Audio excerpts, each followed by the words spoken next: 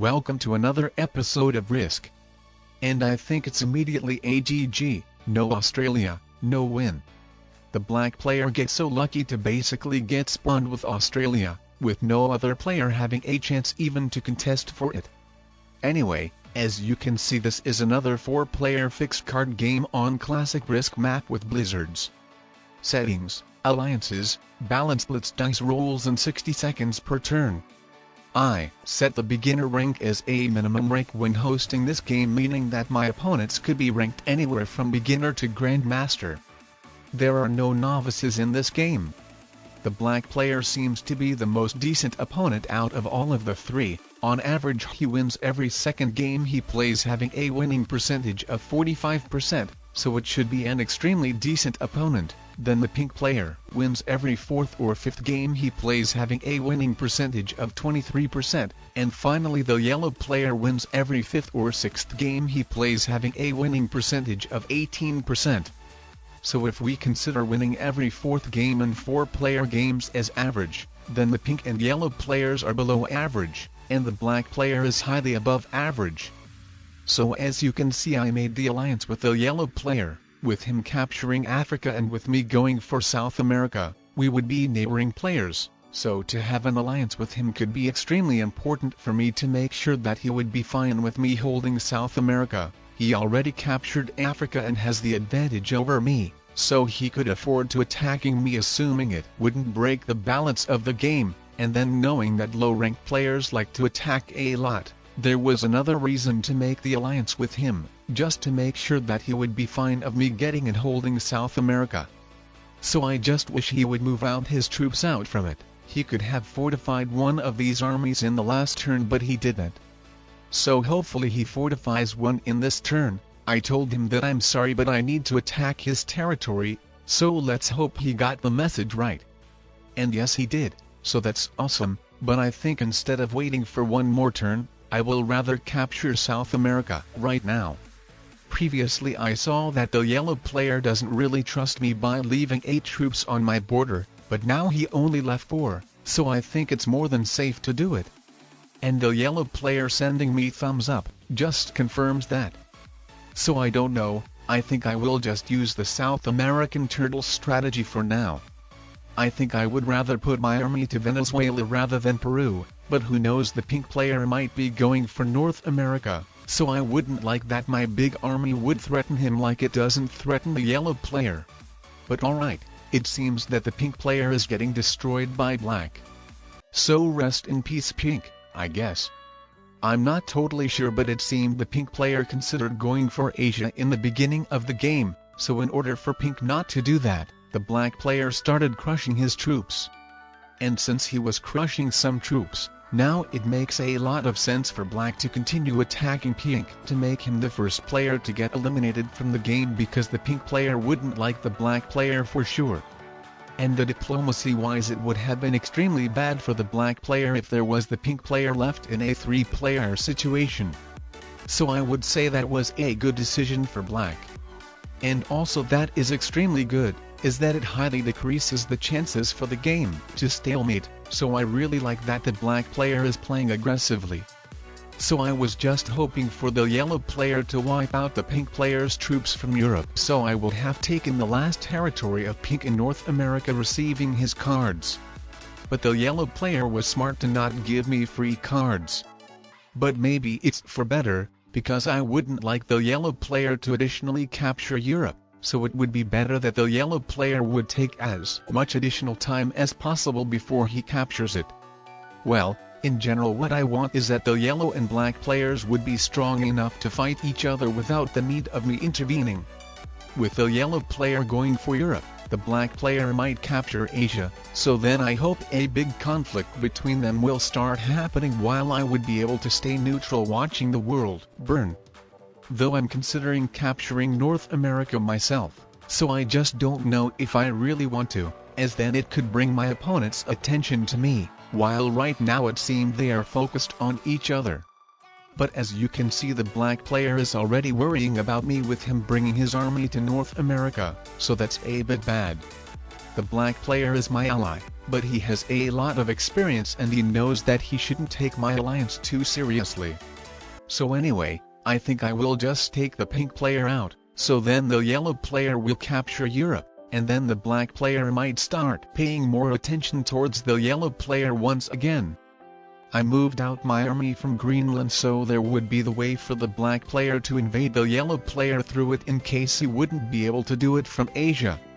But alright, it seems the black player wants to play very aggressively and I really like it. I like that he just crushed an army of the yellow player's troops. So the yellow player might want to do the same, and if they get into a bigger conflict, then considering the yellow player is a low-ranked player, he might over-attack the black player giving me away the game. And what I want to do right now is to capture North America. I think the yellow player takes my alliance relatively seriously and I think he should be fine of me holding North America, especially when he is going for additional 5-troop continent himself as well, and then the most especially when the black player is threatening him in Asia. And yeah, as you can see the yellow player was extremely dissatisfied and felt threatened by the black player, so he ended up crushing one of his armies, and then he even fortified one of his armies from my border next to black, so I assume the yellow player takes our alliance very seriously for sure. The most important thing is that the yellow player didn't capture Europe, so with me holding both of the Americas I think I should make myself win. And alright, I really like that the black player crushed yellow player's army. But oh wait, I forgot to take into account that the black player could invade me through my unguarded Greenland's border. So that's bad.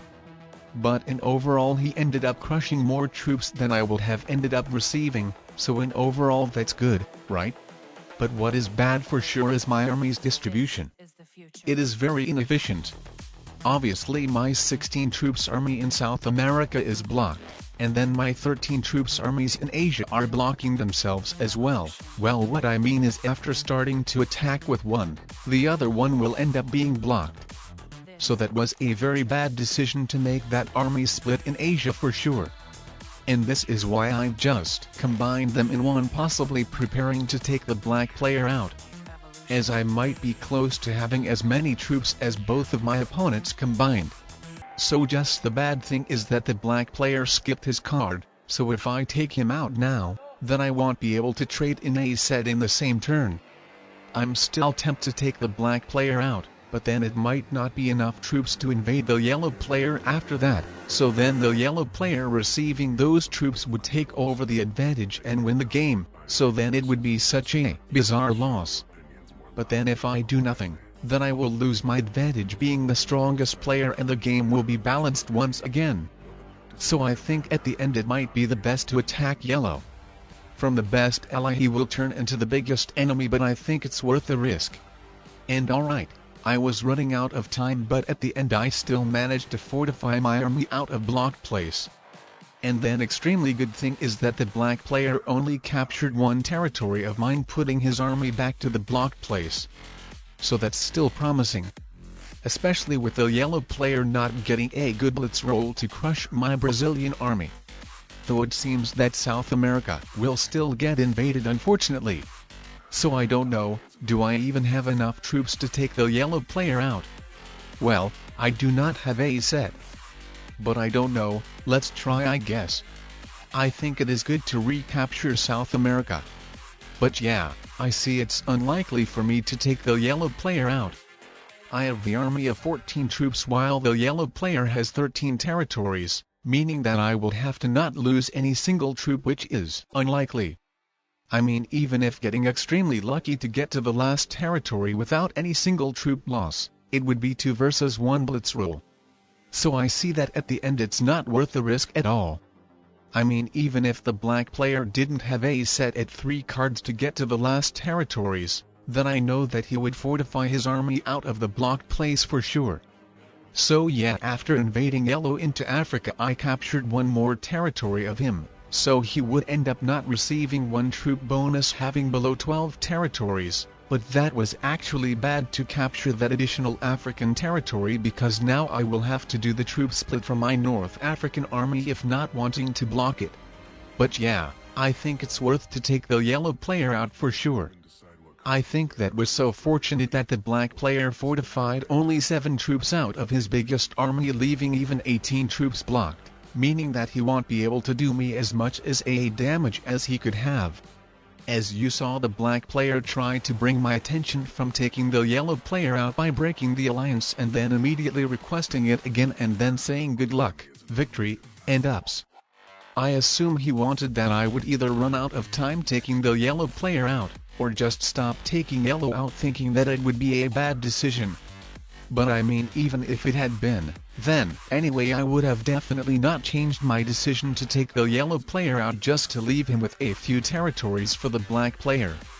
Though as you saw, the black player got unlucky to not have a set at 4 cards, but besides that he was still able to break through my continents, getting very lucky to win 2 versus 1 blitz roll to break through my European border.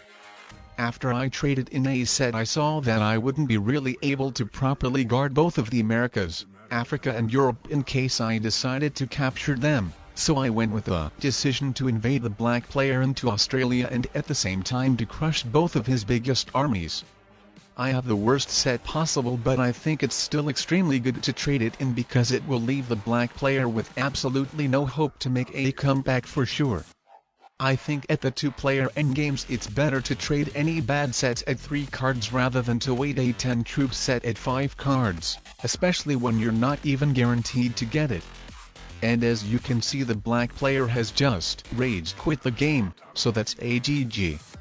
Let's check out what were the ranks of my opponents. And alright, the yellow player was a beginner, the pink player was an intermediate, and the black player was a grandmaster.